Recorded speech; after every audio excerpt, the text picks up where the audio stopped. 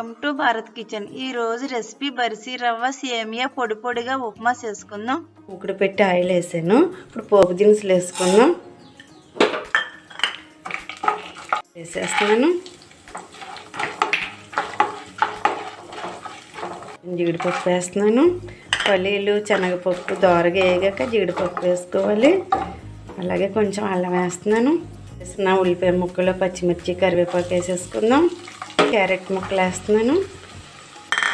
మూత పెట్టుకుందాం. క్యారెట్ మగ్గేంత వరకు స్టవ్ సిమ్లో పెట్టుకుని మూత పెట్టుకోవాలి. ఒక గ్లాసు బరిసి రవ్వ ముందు దోరగా వేపుకోవాలి. అలాగే ఒక గ్లాసు సేమియా ఇవి కూడా దోరగా వేపుకోవాలి. ఇప్పుడు మనం ఎసరు పోసుకుందాం.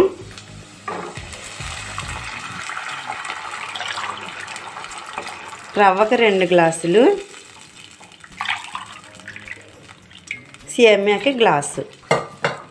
తగినంత సాల్ట్ వేసుకుందాం.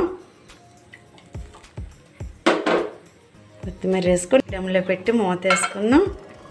మూత ఫుల్ వద్దు, ఆఫ్ వేసుకుందాం. వాటర్ మరుగుతుంది. రవ్వ వేసేసుకుందాం.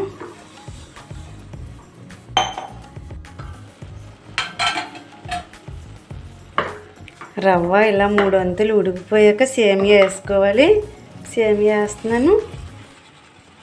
సేమియా వేసి కలిపేసుకుని మూత పెట్టుకుందాం. సేమియా రవ్వ మొత్తం అంతా కలిసేలా కలిపేసుకుని ఒక 5 నిమిషాలు మూత పెట్టుకుంటే సేమియా మగ్గిపోతుంది. మూత తీసి చూసుకుందాం. సేమియా మగ్గిందేమో చూసుకుని మొత్తం సేమియా అంతా కలుపుకుందాం. స్పూన్ నెయ్యి వేస్తున్నాను. నెయ్యి వేసుకొని మొత్తం అంతా కలుపుకోవాలి.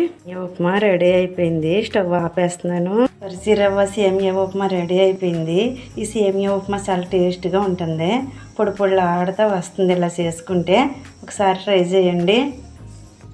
ఈ వీడియో మీకు నచ్చినట్లయితే లైక్ చేయండి, షేర్ చేయండి, సబ్స్క్రైబ్ చేసి బెల్ ఐకాన్ క్లిక్ చేయండి.